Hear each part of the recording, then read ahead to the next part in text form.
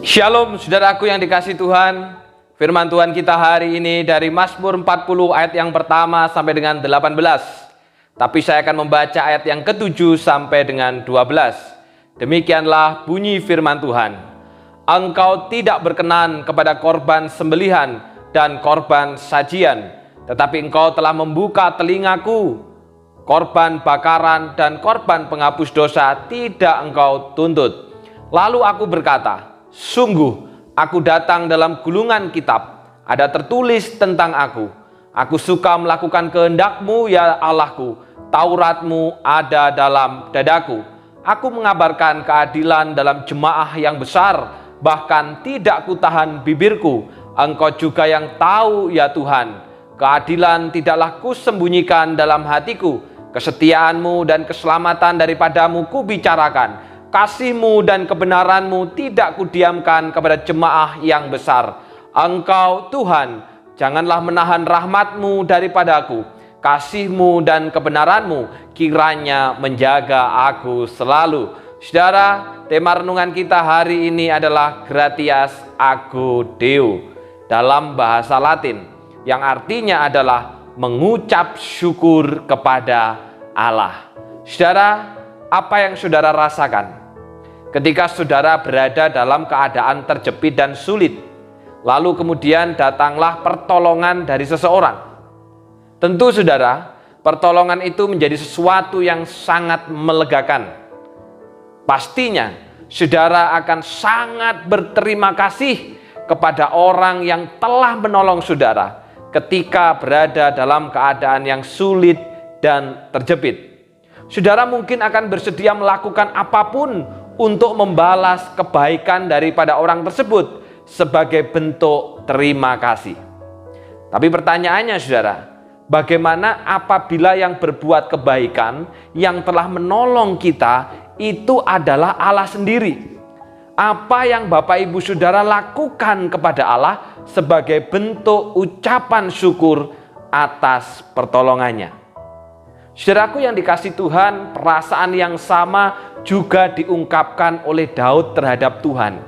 Mazmur 40 ini adalah ungkapan hati Daud atas keselamatan yang telah dinyatakan oleh Tuhan atas hidupnya. Ayat yang pertama sampai 3 saudara menggambarkan bagaimana Allah menyelamatkan dirinya dari kehancuran dan menegakkan hidupnya kembali. Lalu di ayat 18 juga saudara melukiskan bahwa meski Daud miskin dan sengsara, namun Allah tetap memperhatikan dan menolongnya. Daud mengalami dan merasakan bahwa dalam penderitaan sehebat apapun, Tuhan selalu menjadi penolongnya dalam kesesakan. Oleh karena itu saudara, ia memanjatkan syukur dan puji-pujiannya kepada Allah yang telah menyelamatkannya. Dan bukan hanya itu saja respon daripada Daud saudara. Kalau kita memperhatikan di ayat yang ke-7 sampai 9 dan 10 sampai dengan 11, sebagai respon atas pertolongan Tuhan yang luar biasa dalam hidupnya, Daud bersedia bahkan suka menjadi orang yang benar dengan melakukan kehendak Tuhan.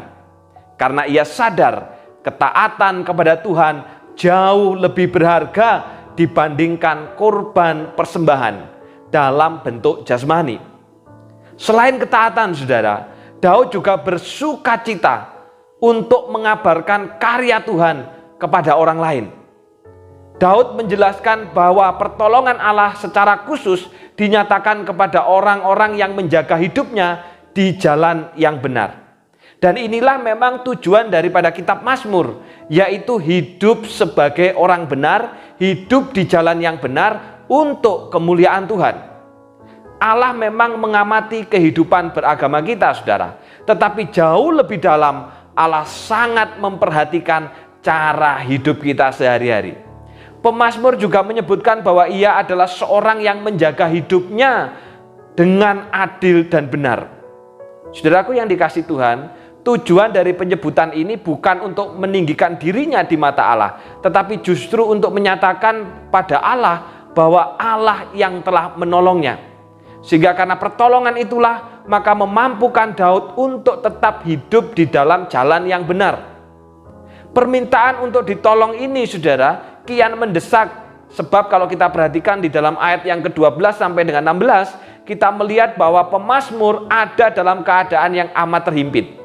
Secara hiperbolik saudara, ia mengumpamakan malapetaka itu seperti pasukan yang mengepung dia.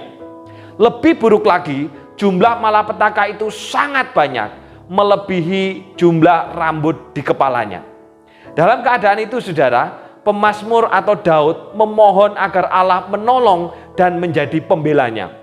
Ia pun kemudian menutup mazmur ini dengan sebuah keyakinan iman bahwa Allah tidak akan tinggal diam melihat umatnya, miliknya berada dalam ketidakadilan. Ia pasti menolong.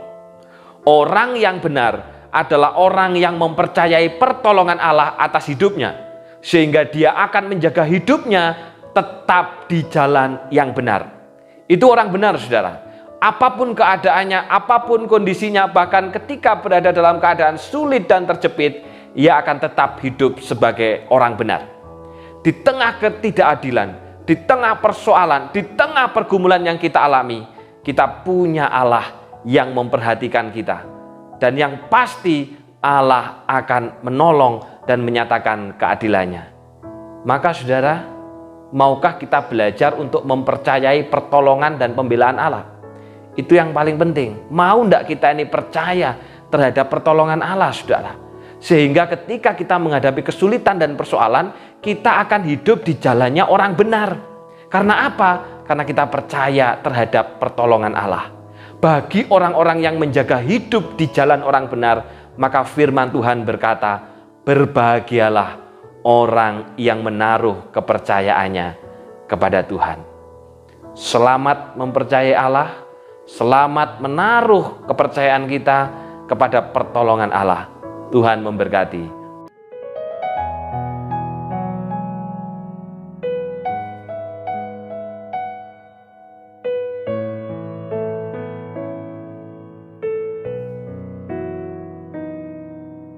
Hatiku tenang berada dekatmu, kaulah jawaban hidupku.